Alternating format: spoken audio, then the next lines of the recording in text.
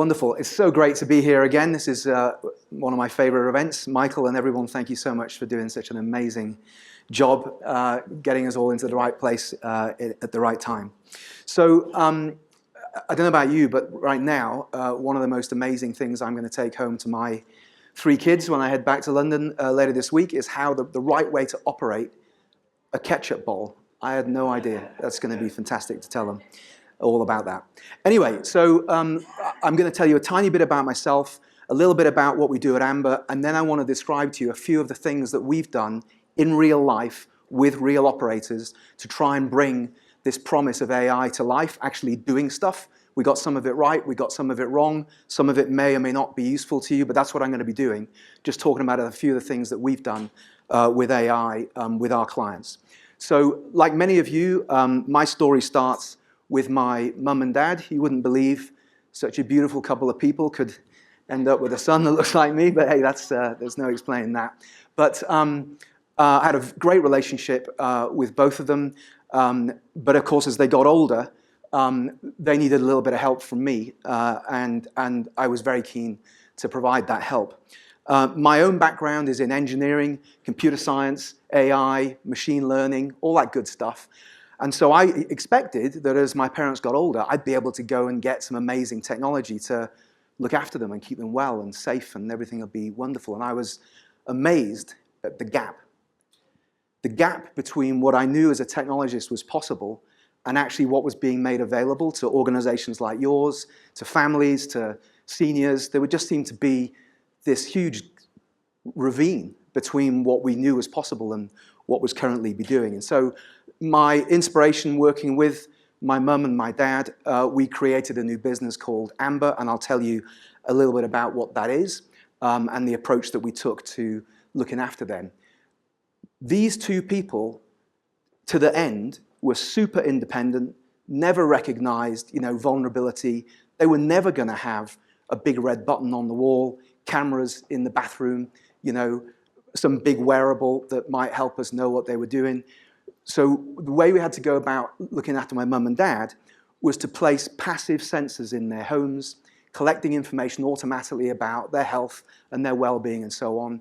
And we took that learning to create Amba, which does exactly that in your residences, gathers information, does a bit of analysis and pops it on the screen to say, these are the residents that need help right now. A very vulnerable person's just got out of bed. Somebody needs their continence pad changed in the middle of the night. Here are some people with emerging signs of issues in the future, maybe emerging signs of infection. But actually, here are all the people who are absolutely fine. Don't go opening their doors. They're fast asleep. They're absolutely fine. They're doing great. Right now, focus your caregivers on the place where their assistance will be the most effective.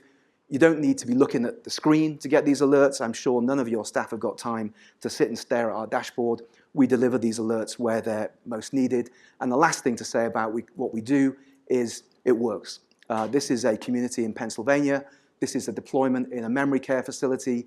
And in 2 months, they not only reduced hospitalizations and falls by a massive amount, but they reduced psychotropic drug use as well because their care staff understood the challenges that their residents were facing, which might have been poor sleep for a couple of nights, or they haven't left their room for a little while, or they've got early signs of a UTI.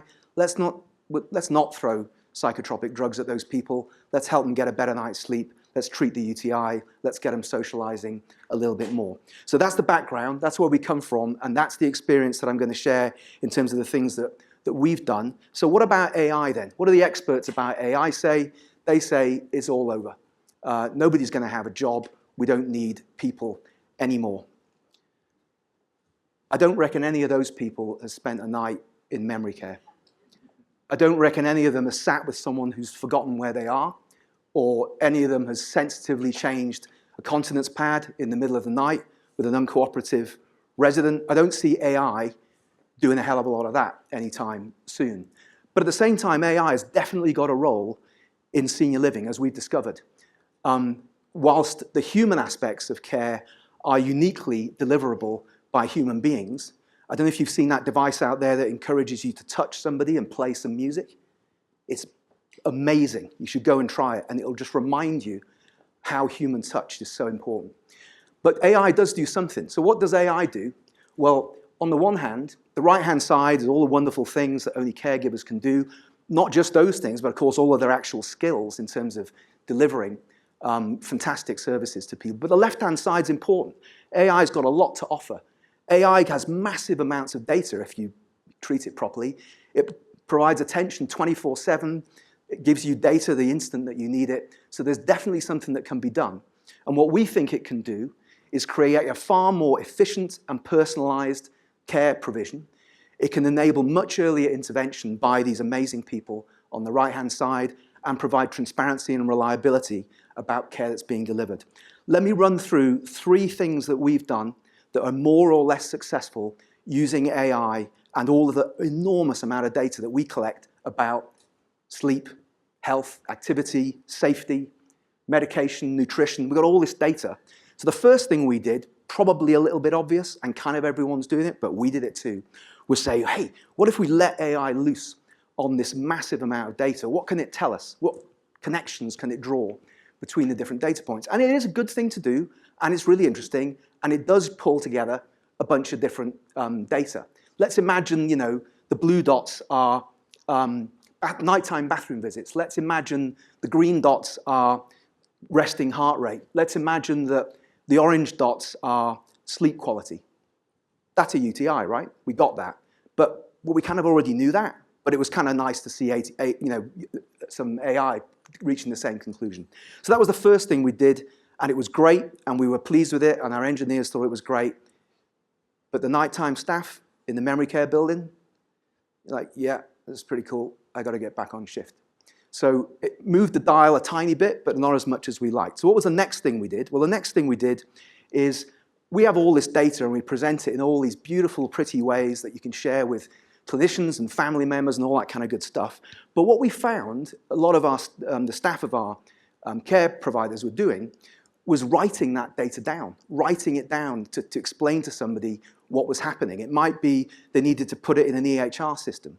It might be that they needed to send a report to a family and actually say what was happening. So the next thing we did is use AI to turn, we've got tons of these graphics of all different kinds on our platform, to turn them into natural language. So if you take that heart rate one, the AI will look at that and look at the data and write a little sentence and stick it in the report, or you can copy and paste it wherever you want it. Terribly clever. The second way we used it was often in EHR systems. There's nowhere to put our data.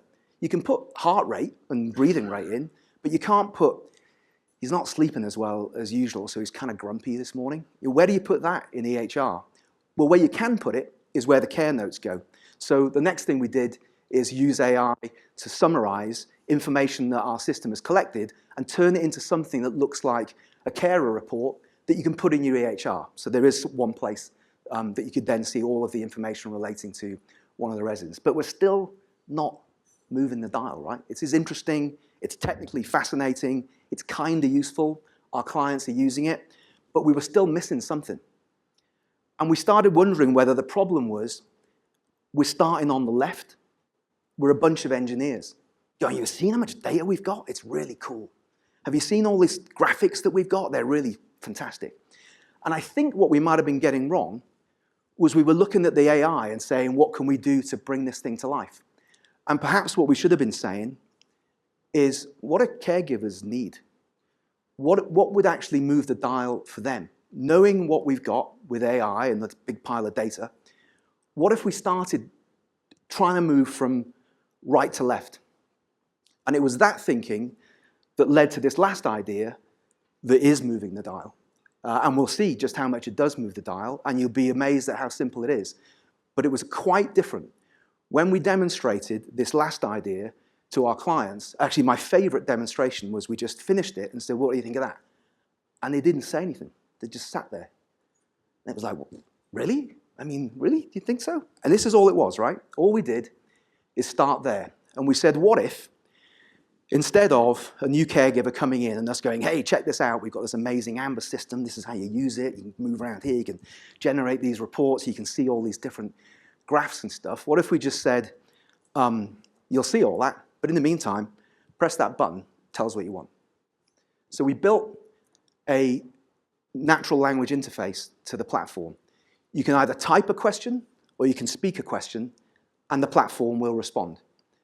And so what that means now in memory care, and indeed anywhere else, night shift, you can just say, is anyone out of bed right now in memory care?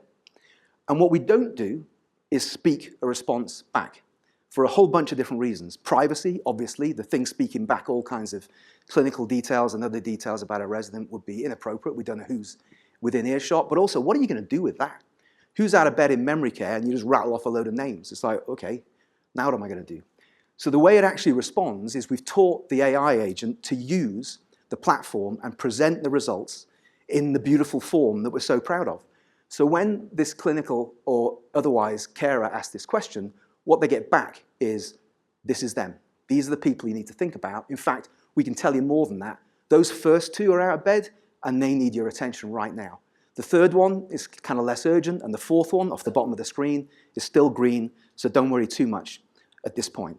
So this is the one, this is the application of AI that we're seeing some real legs in, I think, because we started with the needs of a caregiver rather than all the fancy stuff our technology can do.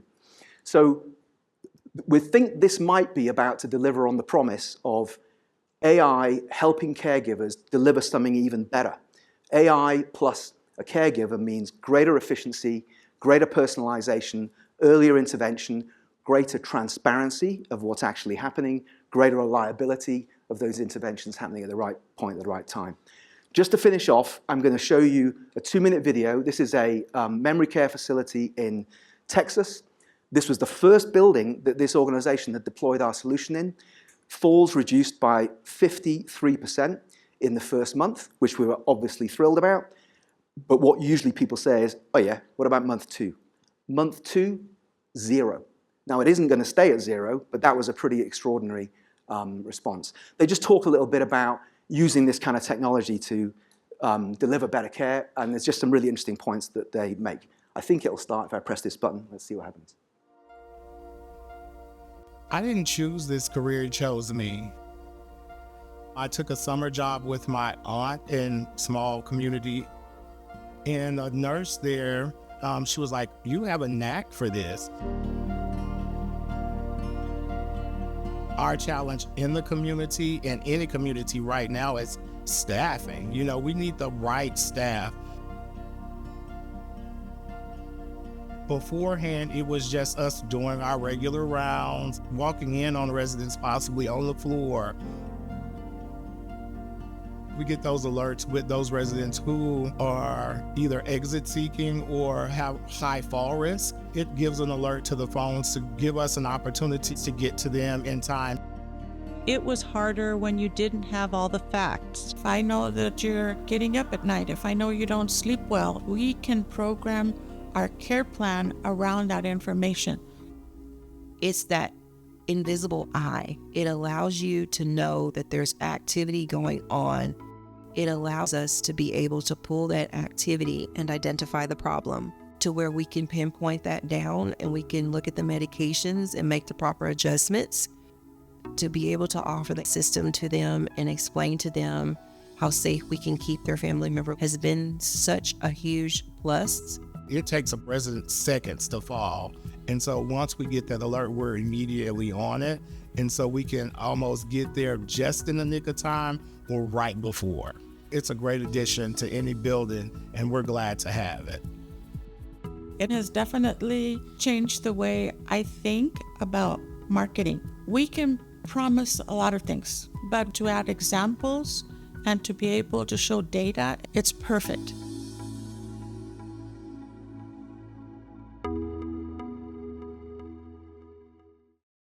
So thanks very much. I hope there was something useful in there. I think the 3 key lessons I would take are, number 1, there is definitely a role for AI, even in communities where human capital and human skills and human compassion are incredibly important. You can release all of that potential using AI to do some of the heavy lifting in terms of processing and collecting and responding to data. And finally, that the starting point you should take if you're looking to deploy AI is start with your caregiver. Start with what they need and finish with what they need. That's where we went a little bit astray. We all got a bit techie and a bit excited. But as soon as we switched back to the needs of caregivers, we suddenly landed with something way more exciting than we ever anticipated was possible. Thanks very much for your time. I hope there was something useful there.